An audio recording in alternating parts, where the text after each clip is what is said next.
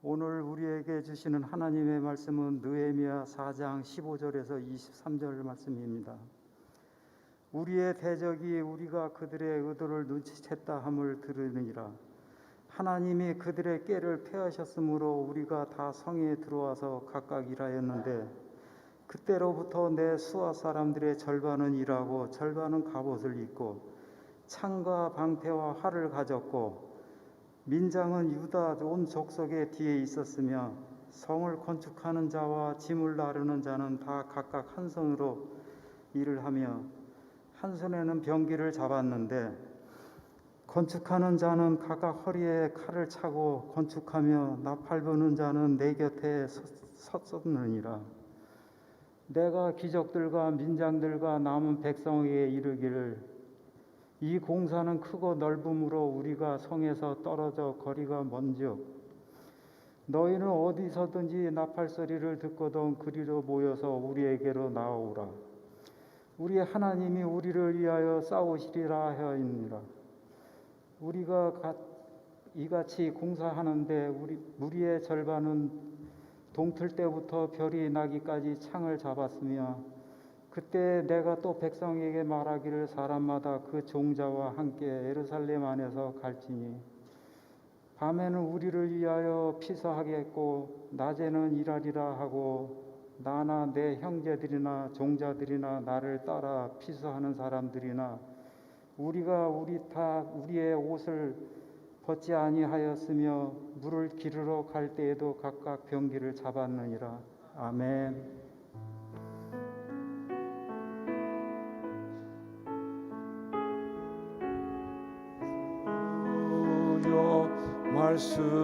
말씀하소서. 종이 듣겠나이다. 내 귀를 열어주소서.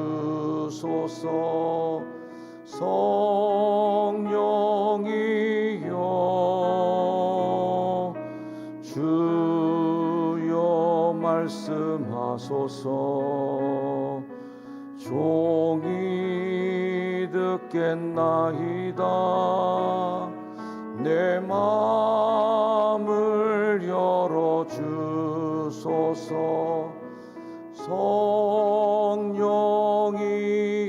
성령이여 아멘. 할렐루야. 오늘도 도우시는 하나님을 의지하며 이 자리에 나오신 성도 한 분 한 분을 사랑하고 축복합니다. 지난주일 자괴감과의 한판 승부라는 말씀을 통해 내적인 위기를 극복하면서 성벽 재건을 완성해 나가는 느헤미야와 이스라엘 사람들의 눈물겨운 극복을 볼 수가 있었습니다. 오늘 말씀은 이런 느헤미야의 대치 전략을 원수들이 간파하고 거기에 대한 대응책을 준비했다라는 말씀으로 시작합니다. 15절 말씀, 우리의 대적이 우리가 그들의 의도를 눈치챘다 함을 들으니라. 자, 이런 정보를 듣고는 자신들의 전략이 노출되었음을 알게 되었죠. 그런데 오늘 말씀 어떤 말씀이냐면 하나님이 그들의 꾀를 패하셨다라고 말씀합니다. 성경은 이 모든 일들을 주장해 나가시고 원수들의 꾀를 무력화시키고 그들이 아무리 잔머리를 굴려도 하나님께서 그것들을 패하시는 주권자 하나님이심을 선포하고 있습니다. 할렐루야. 우리들의 인생의 주권자가 하나님이시다. 아멘. 우리 따라합시다. 하나님이 내 인생을 붙잡고 가십니다. 믿습니까? 믿음의 사람들은 하나님을 주어로 씁니다. 하나님이 주님이 도우셔서 할 수 있었습니다 라고 하나님이 주어가 되세요. 하나님께서 하신 거죠. 저는 그냥 사용되었을 뿐입니다. 이렇게 믿음의 사람들은 하나님을 주어로 쓰고, 그렇지만 믿음이 없는 사람들은 주로 나를 주어로 사용합니다. 내가 그걸 다 한 거야 이렇게 이야기합니다. 요즘 시대를 가리켜서 스펙의 시대라고 얘기합니다. 이력 점수, 즉 내가 쌓은 포인트, 내가 쌓은 경험의 수치 등등을 나를 높여나가는 가치의 기준, 가치로 여기는 시대에 살고 있다는 말이죠. 그래서 내 포인트가 높으면, 내 스펙이 높으면 내가 훌륭한 사람이구나, 내가 더 많이 쓰임 받겠지 하는 그런 스펙 전쟁인 거죠. 그렇게 나의 가치에 집중하는 시대가 오늘날의 시대입니다. 그런데 나만 바라보고 내 스펙만을 측정하는 이스라엘 백성들의 삶은 어떻게 됐을까요? 우리가 지난주 읽은 대로 10절 말씀, 힘이 빠졌어요. 내 힘의 용량이 떨어지고 있어요. 그래서 우리가 성을 건축하지 못할 거야 하면서 자기 스펙 측정하다가 내가 들고 있는 숟가락이 금수저인지 은수저인지 동수저인지 흙수저인지 보다가 아유, 난 안 되는구나, 나는 할 수 없어, 우리는 성 건축 못해 하면서 스펙을 측정하고 나서 포기해버리는 거예요. 나의 근력의 수치, 나의 인내력의 한계는 어디까지인지 딱 측정해 보고 나서 계산이 나오면 바로 포기해버린다는 거예요. 내가 갖고 있는 자금력이 얼마인지 보고 포기해버린, 내 나이를 보고 스펙을 본 다음에 포기해버리다. 이 스펙이 갖고 있는 맹점이에요. 측정해보고 내가 스스로가 안 된다고 여겨버리는 거예요. 그렇게 해서 나의 근력의 수치, 짐 무더기의 무게, 저 쌓인 흙 무더기의 용량, 내가 갖고 있는 힘의 수치를 딱 계산해 보니까 답이 나오죠. 답은 뭐예요? 우리가 성을 건축하지 못할 거야. 안 돼, 이건. 하지 말자는 거예요. 10절에서 그렇게 실망하며 포기하는 사람들의 모습을 보고 있는 반면, 오늘 말씀 21절에서는 좀 더 다른 우리라는 존재들이 나옵니다. 같은 우리인데 10절에 우리는 건축하지 못하자고 얘기하고 21절에 우리는 할 수 있다는 거예요. 우리가 이같이 공사하는데, 그 우리들이 똑같이 모여서 일하는데 21절에 난 우리는 열심히 공사를 하고 있는 중에 있다는 거예요. 동틀 때부터 별이 날 때까지 창을 잡고 망치를 잡고 계속해서 해나가고 있는 거예요. 10절의 우리와 21절의 우리에서 어떤 차이가 일어났을까? 어떤 상황의 역전 드라마가 펼쳐졌을까? 사랑하는 성도 여러분, 오늘 우리는 본문 말씀 속에서 중요한 핵심 가치를 하나 발견해야 되는데, 하나님의 주권을 인정하는 사람이 되기를 주의 이름으로 축원을 드립니다. 하나님이 하시도록, 하나님이 주어가 되시도록 하나님께 맡길 때 그 일이 되는 거예요. 하나님께서 그들의 꾀를 패하셨다라는 걸 아는 거죠. 하나님이 하고 계시구나 라는 믿음이 생기는 거예요. 하나님이 간섭하심으로 이 일들이 하나하나 되어가고 있다는 믿음이 그들 속에 박혀진 거죠. 느헤미야와 유다 백성들이 고백합니다. 지키시는 이도 하나님이십니다. 성전 재건을, 성벽 재건을 완성하실 분도 하나님이신 것을 제가 믿습니다 하고 고백하는 믿음. 이런 믿음이야말로 우리가 꼭 이 시대에도 본받아야 할 신앙의 덕목임을 믿습니다. 자, 이런 고백이 그러나 문제점도 후유증이 하나 있는데, 이런 믿음을 또 너무 강력하게 갖고 그 다음에 균형이 깨지면 생기는 현상이 뭐냐면, 우리가 해야 될 일을 잘 안 하시는 거예요. 오늘 말씀 속에서 우리가 균형 잡힌 신앙의 모습을 봐야 되는데, 느헤미야는 이 모든 일들을 하나님이 저들의 꾀를 피하시는구나, 하나님이 이 일을 주도해 가시는구나 믿습니다 하고 하나님을 고백하면서, 한편으로는 자기가 해야 될 일의 몫에 대해서 충분히 행동을 하고 있다는 거죠. 자, 먼저 원수들의 방해 공작이 완전히 포기된 상태가 아니기 때문에 느헤미야는 계속적으로 방어 대책을 세우면서 이 일을 해나갔습니다. 4장 16절 말씀, 그때로부터 내 수하 절반의 사람들은 일하고 절반은 갑옷을 입고 창과 방패와 활을 가졌고요. 민장들은 시족과 같은 집단을 이끄는 지도자 관리인데 뭐 이장님이나 면장님들 정도 되겠죠. 이 민장들은 유다족 속 뒤에 딱 지키고 그러면서 서로 협동작전으로 각각의 맡은 역할들을 착착 수행하면서 일하는 사람 반, 지키는 사람 반, 지도자들은 뒤에서 지켜주고 이 일들을 했다는 것이죠. 자, 일하는 자들을 무장시킬 뿐더러 칼을 차고 건축을 하게 되는데 역할 중에서 중요한 사람은 또 나팔 부는 사람도 나와요. 나팔수도 하나 세워서 그 나팔을 불면 일사불란하게 상황에 따라서 우리가 한 몸처럼 움직이자 하는 것을 시나리오를 세우고 준비하고 대처하는 계획까지 다 세워 놓았습니다. 우리가 잘 아는 한자 성어 중에 진인사 대천명이라는 말을 우리가 잘 알아요. 사람이 할 도리를 다 하면, 인간이 할 일을 다 끝내면 그때는 하나님의 하늘의 명을 기다릴 수밖에 없다. 그 다음에 하나님을 기다리는 거지. 우리가 진인사도 안 해놓고 맨날 대천명만 하고 있으면 우리 할 일을 안 해놓고 하나님이 다 하시겠지 뭐라고 내둘 수는 없다는 거예요. 이거는 신앙이 아닙니다. 그냥 미신적인 것이고 요행수를 바라는, 만약의 수를 바라는 꼼수일 뿐이에요. 솔선수범, 느헤미야는 인간적 노력에도 소홀함이 없이 최선을 다할 뿐만 아니라 그 일에 자신이 먼저 솔선수범하는 겁니다. 예루살렘의 재건을 계속하기 위해서 밤에는 아예 예루살렘 안에서 모두가 자게 되고요. 잘 때도 옷도 벗지 않고 비상대기로 일하고 있는 모습을 성경에서 보게 됩니다. 자, 22절 23절의 말씀 한번 같이 읽어볼까요? 시작. 그때에 내가 또 백성에게 말하기를 사람마다 그 종자와 함께 예루살렘 안에서 잘지니 밤에는 우리를 위하여 파수하겠고 낮에는 일하리라 하고 나나 내 형제들이나 종자들이나 나를 따라 파수하는 사람들이나 우리가 다 우리의 옷을 벗지 아니하였으며 물을 기르러 갈 때에도 각각 병기를 잡았느니라. 아멘.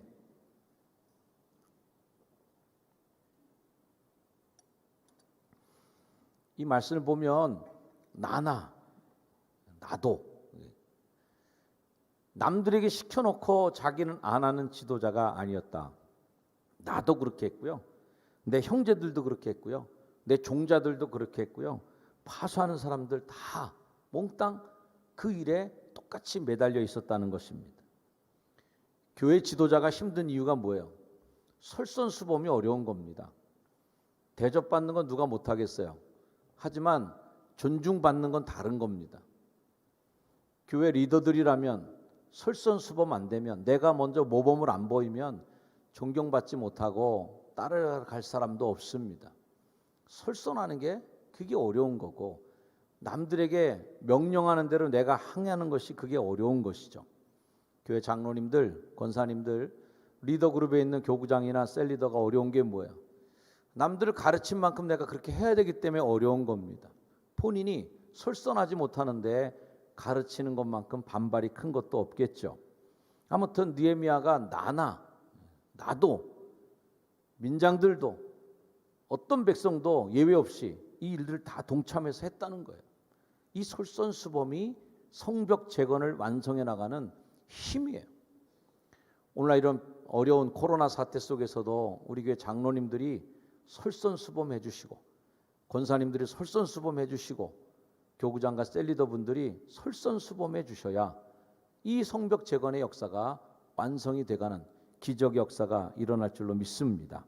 제가 느헤미야에서 배울 것은 계속해서 재건의 전 과정에 처음부터 끝까지 책임을 지고 희생적으로 짐을 함께 나누어 줬다는 거예요. 오늘 말씀 보면 우리가 다라고 해요. 우리가 다. No one, 어느 한 사람도 예외 없이 했다는 거예요. 이 말이 참 뭉클해요. 얼마나 멋진 말입니까? 나, 형제들, 종자들, 모든 사람들이 우리가 다 그 일에 다 매달렸어요. 그러면 되는 거죠. 하나님은 하나님의 역사를 이루시겠지만 하나님이 보고 싶어 하시는 게 뭐예요? 우리가 다 그렇게 하기를 원하고 있는 것이죠. 우리가 다 그렇게 될 때 하나님도 거기에 참여하시고 역사하셔서 하나님의 뜻을 더 이루어 주실 줄로 믿습니다. 이 23절 말씀에 이 옷도 벗지 않고 모든 사람들이 하나같이 매달려 있는 이 상황의 보고는 52일 만에 이 성벽재건이 어떻게 마무리되었는지를 보여주는, 그 에너지가 어디에 있는지를 보여주는 보고이죠. 제가 2012년도 6월 24일에 설교했던 영적 벤치 클리어링이라는 설교를 제가 다시 한번 떠올려 봤습니다. 이 벤치 클리어링이라는 말을 그때 설명드리면서 이 떡아웃이라든지 불펜에 있는 선수 코치들이 몸싸움을 벌이는 선수나 심판을 제지하는 싸움에 가담하기 위해 그라운드로 이제 다 뛰어나가서 벤치를 다 비우는 그런, 야구 경기할 때 뭐 빈볼 던져서 사람 몸에 맞히거나 뭐 투수하고 그 타자하고 시비가 붙어갖고 서로 이제 멱살잡이가 시작되면은 양쪽 벤치에 있는 불펜에 있는 선수들이 몽땅 다 나오잖아요. 다 나갖고 막 같이 싸워주는 거죠. 이런 이 행동을 가리켜서 벤치 클리어링이라는 말을 씁니다. 제가 그때 설교를 하면서 영적 벤치 클리어링에 대한 제목으로 신문에 칼럼도 썼고요. 제 책에 수건을 벗어던지라고 하는 그러한 책에도 글이 실려 있지 않겠나 싶습니다. 그때 이 신문 칼럼에 제가 쓴 글을 잠시 인용해 드리면 이렇습니다. 이런 엉뚱한 상상을 해본다. 교회에서 벤치 클리어링이 일어난다면 어떨까? 교회에 다가온 위기 앞에서 목회자와 평신도가 벤치에 앉아있지 못하고 모두가 벌떡 일어나는 모습은 상상만 해도 통쾌하다. 벤치 클리어링이라는 재미있는 말뜻 그대로 벤치에 멍하니 앉아있는 사람이 한 명도 없이 모두가 그라운드로 뛰쳐나가는 그런 상상 말이다. 영혼을 구하며 이 민족 가운데 그리스도의 계절이 오도록 하는 일에 온 교회가 벌떡 일어나 함께 한다면 신천지에 맞서는 일이 몇 교회만의 문제가 아니라 기독교 전체가 들고 일어난다면 서로 간의 이기주의, 내가 안 돼야 내가 잘 된다는 식의 생각은 성숙하지 못한 유아 수준의 생각이다. 우리는 하나님을 아버지라고 부르는 같은 자녀가 아니던가. 지금도 거센 세상의 파도에 맞서 싸우며 영적 전쟁을 치러야 할 교회가 선장과 1등 항해사의 헤게모니 다툼으로 인해 우왕좌왕한다면 그 배는 항해는커녕 제자리에 맴돌며 표류하는 신세를 면치 못할 것이다. 파도 앞에 모든 선원이 마주서야만 파도를 넘어갈 수 있다. 느헤미야와 이 백성들은 벤치 클리어링이라는 단어의 뜻 그대로 벤치에 앉아 구경하는 사람이 하나도 없었다는 겁니다. 모두가 다 뛰쳐나와서 한 손에 창 들고 한 손에 삽 들고 물을 기르러 갈 때도 갑옷을 벗지 않고 다 함께 힘을 모아서 거기에 전념하고 있으니까 기적이 일어나는 거죠. 이런 코로나 사태 속에 임시원에도 1,700명 모이겠냐 하는 비판론들이 많이 있는 것 같은데, 한번 우리 중부원에도 이런 영적 벤치 클리어링이 한번 일어나면 어떨까? 교단 살리자, 우리 감리교회 그 심폐소생술을 같이 하자 하는 마음으로 다 벤치에서 뛰어나오면 어떨까, 이런 상상도 해보고 있습니다만, 아무튼 이런 모습을 하나님이 보시고서 어떻게 안 도우실 수가 있겠어요? 할렐루야. 하나님이 함께 하시는 역사가 일어난 줄로 믿습니다. 느헤미야는 그렇게 자신이 해야 될 일을 다 하시고 나서 하나님이 하실 수 있도록 그 문을 여는 거죠. 자신이 해야 될 일을 다 하면서도 결코 잊지 않았던 느헤미야의 고백이 있다면 궁극적으로 하나님이 싸워주실 거다 하는 것을 그는 믿음으로 고백하였습니다. 우리 한번 말씀을 한번 같이 읽어봅시다. 우리 하나님이 우리를 위하여 싸우시리라. 할렐루야. 하나님이 우리를 위하여 싸우실 거예요. 그런 믿음이 여러분에게 있기를 축원합니다.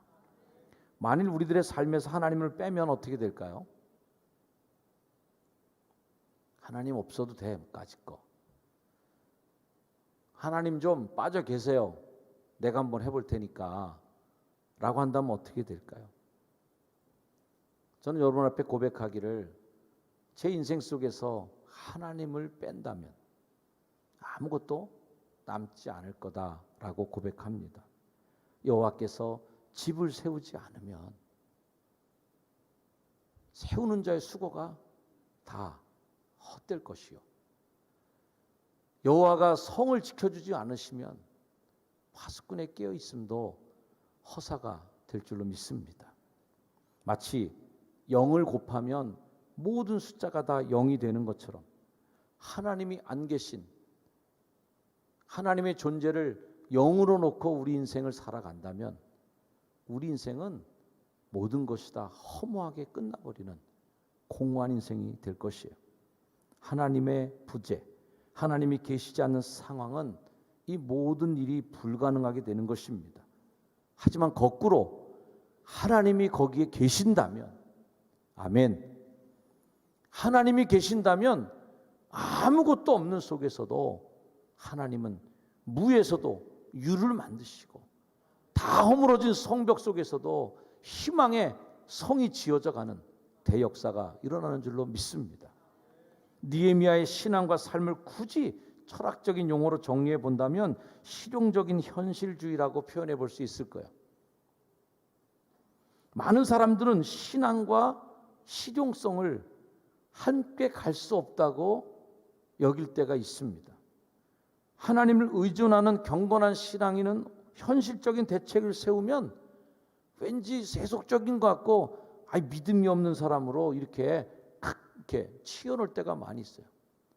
대비해야 됩니다. 준비해야 됩니다. 이런 거 철저하게 탁탁탁탁 다 해놔야 되고 이거 해야 되거든요. 근데 그런 걸 준비하는 사람을 너무 믿음이 좁은 시각으로 보다가 잘못된 신앙이지만 보면은 아니 믿음 없게 무슨 그런 일을 하고 앉아있어. 방역 다 필요 없어. 우리 교회 오면 코로나 안 걸려. 이런 게 어디 있겠어요. 그런 일은 존재할 수 없어요. 그러면서 실용적인 준비조차 안 한다면 그거는 불가능한 거예요. 우리가 느헤미야 리더십에서 배울 수 있는 것은 대적들이 실제로 육체적인 위협을 가하는 것에 대해서도 철저한 방어책을 세웠다는 거예요. 하나님이 우리를 위하여 싸우시리라고 믿었어요. 아멘? 그러면 하나님이 싸우실 테니까 우리는 그냥 창 들지 말고 칼 놓고 이거 아니었다는 거죠. 코로나 사태가 다시 심각해지고 있습니다. 서울과 경기 지역에서 제2단계 격상 거리두기 관계 방역을 강화시켰습니다. 교회는 더 철저하게 방역 지침을 준수해야 될 때인데 중세기 때 우리가 잘 아는 바대로 패스트가 유행할 때 중세기 패스트가 유행할 때 가장 많이 감염되신 분들이 누구냐면 성직자들이었다는 거예요. 성직자들은 뭔지 감염에 대해서 이렇게 조심하고 그럼 믿음 없는 성직자로 보일까 봐 나는 이런 거 만져도 돼 이러면서 그거 만지는 거예요 그냥. 그리고 교인들이 패스트 때문에 두려워하니까 아니 하나님이 지켜주시는데 무슨 놈의 패스트를 무서워하냐 다 모여. 그럴수록 우리는 교회에서 모여서 기도해야 돼 해갖고서 교회에 모인 사람들이 더 많이 감염돼 갖고 더 많이 크리스찬들이 더 죽는 사태가 발생했다는 거 아니에요. 이게 역사적인 사실이거든요. 삶의 긴장을 늦추지 않으면서도 계속적으로 하나님을 의지하는 것.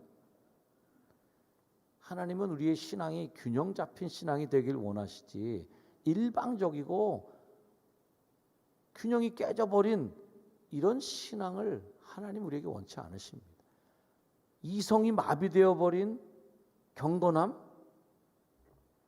또는 경건함이라는 하나님의 존재에 대한 신앙적인 믿음의 결단은 빠져버린 아주 실용성만 강조돼 갖고 교회도 돈이면 다 된다라는 식으로 돈의 힘을 믿는다든지 조직의 힘을 믿는다든지 사람의 숫자의 힘을 믿는다든지.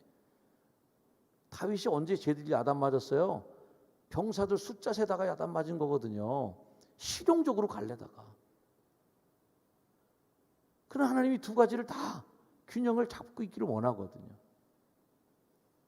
그럼 다윗이 하나님 전쟁 다 해주실 테니까 군인 다 해산시켜버리고 칼 다, 창 다 땅에다 묻어버리고 우리 그냥 손 놓고 기다리자. 이것도 아니에요. 그런 하나님에 대한 신앙 버리고 군사의 힘만, 말의 힘, 병사의 힘만을 의지하려고 했던 것에 대해서 하나님은 굉장히 크게 야단치신 거죠. 성경은 이 두 가지 조화를 잘 맞춰 나가는 것이고요. 균형과 조화야말로 하나님의 신앙을 잘 유지하면서 똑바로 날아갈 수 있는 큰 하나님이 주시는 덕목이라고 저는 믿습니다. 하나님은 우리의 지혜를 무조건 무시하지 않으세요. 지혜와 영성은 별개의 것이 아니고 절묘한 조화를 이루어야 한다. 최근 새벽기도회 때에 성도들과 함께 나누었던 로마서의 말씀이 참 위로와 힘이 되었습니다. 이 모든 일에 우리를 사랑하시는 이로 말미암아 우리가 넉넉히 이기느니라. 사랑하는 성도 여러분, 우리는 또다시 위기와 또는 완화의 고개를 하나하나 굽이굽이 넘어가고 있습니다. 지금 다시 오르막길이 시작되었습니다. 아마 이 오르막과 내리막은 끝없이 계속되리라고도 예상이 됩니다. 오르막길에 지치지 마시고 가파른 언덕에 주저앉지 마시고 그분으로 말미암아 넉넉히 이기시기를 주의 이름으로 축원합니다. 느헤미야는 산발락과 그의 적들이 공격 대비를 하고 성을 치려고 하는 그 고개 앞에 섰을 때 무너지지 않고 우리 다 같이 우리가 다 한 손에 삽, 한 손에 창 들고 갑시다. 우리 하나님이 우리를 위해 싸우실 것입니다. 우리가 하나가 돼서 같이 싸웁시다 하는 마음으로 그 일을 해나갔던 것이고요. 여러분 자신을 축복해 주시기를 바랍니다. 나 자신을 나를 사랑하는 이로 말미암아 나는 넉넉히 이깁니다. 자, 한번 따라해 볼게요. 시작. 나를 사랑하시는 이로 말미암아 나는 넉넉히 이깁니다. 아멘. 옆에 분에게도 한번 축복해 주세요. 하나님께서 당신을 위해 싸우실 것입니다. 네, 지금도 하나님께서 효성중앙교회를 위해 싸우실 것이고요. 하나님께서 한국교회를 위해 싸워주십니다. 교회는 호락호락하지 않습니다. 교회는 2000년 동안 한 번도 지지 않았습니다. 우리 그렇게 만만한 존재 아니잖아요. 든든하게 무장하시고 함께 힘을 내다 서로 북돋아주고 응원해서 우리가 다 함께 간다면 넉넉히 이길 줄로 믿습니다. 하나님이 싸우시리라. 이 말씀 붙잡고 한 주간 승리하시기를 주의 이름으로 축원합니다.